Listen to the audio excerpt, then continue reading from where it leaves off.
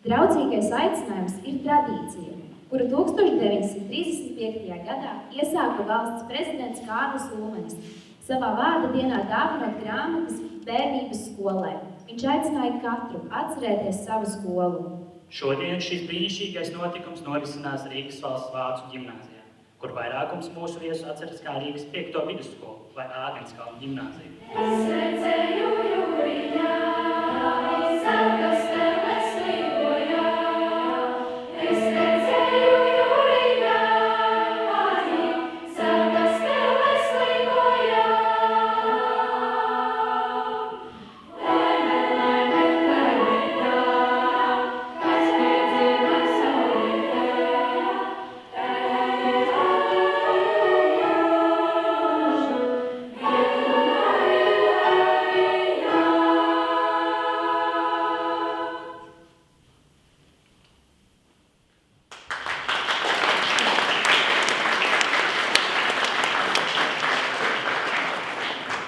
Drīkst dāvināt ne tikai grāmatas. Es jau savu grāmatu skolai uzdāvinu.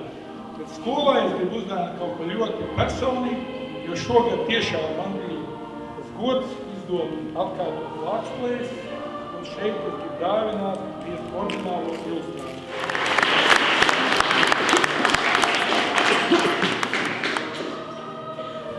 Bet likās mans Dievs, vai tas kādreiz beigsies, un kad es tikšu no šejienes ārā.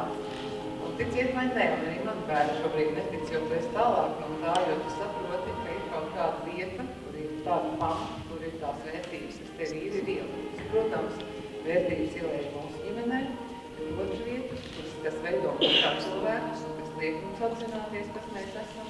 Tās vērtības mēs tālāk ir skola. Bītli ir tie, kas manā laikā šī skolā izraisīja milzīgu ažiotāžu, jo mums neļāva matus garus nekādī. Absolūti. Tad pat bija tā, ka, ja es skatos viens par tāds pagarākiem matiem, tev būtu ļodiņi apkārt un šķērītiem noskoniem.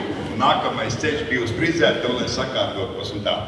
Un tāpēc Bītli ir mūsu instrumentālās mūzikas, popmūzikas pamatlīdzēji. Un es jums dāvinu visas dziesmas, ko es sarakstīšu šī oriģinālā, šī kolosālā grupā.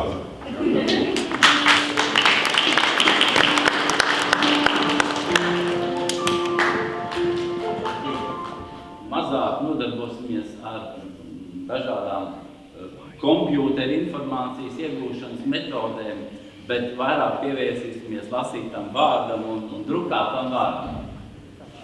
Skolotāji Kameri, jūs gan tāpat kā mēs mācījāmies, jūs izskatījāties tieši tikpat labi kā šodien. Jūs esat malāts.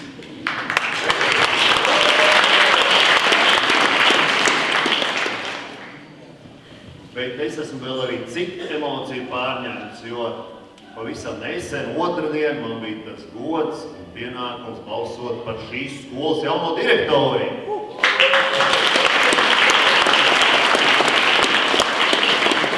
Man ir prieks, ka Gundaga Muceniece turpina tieši šo tradīciju, ko Sandra Sīla iesāka, ka skolas absolvents ir arī skolas direktors. Tas ir aplausu vērts. Tā, kad skolā bija jādzied visai klasē kā dziesma, tad skolotājs Kameris pienāca, viņš jau stāvēja netālu no manis, vienmēr stāvēja netālu no manis. Un man vienam citam klases biedram vienmēr teica, sēdies 4. Piedāvājas sistēmā tas bija tīri neko. Es jau sapratu skolotāju, kāpēc, lai es netraucētu tiem pārējiem. Tur dziedāt, es to pieņēmu, viss ir kārtībā. Tā kā, bet šeit ir forši dziedātāji, brīnišķīgi. Es atceros dziedāšanas stundās bija tā, ka Kārlis Kameris, ja kāds nejauši uzvedās vai slikti uzvedās, tad viņš bija izdomājis īpaši sadistisku sodu. Tam, kurš slikti uzvedās, viņš teica piecelies kājās un tagad žigu noskaita LPSR vai PSRS hītas 1. vai 2. pantiņu no galvas. Tas nabaga cilvēks celās kājās un brīnumainā kārtā viņi visi vienmēr zināja. Atminējums šim brīnumā bija pavisam vienkārši abas divas hīmas bija kamerā pie sienas. Un te jums realitātei pierādījies Fukšu zvērsta viens punkts, un tas ir, tev būs visa vecuma skolas absolventu brālību atzīt un atbalstīt. Svarīgi ir vienam otru atbalstīt. Man ir patiesi prieks, ka par vienu lietu esam vienojušies. Labāko izglītību mēs gūstam lasot, radot mūziku, baudot mūziku, ceļojot, kā arī baudot labu kino.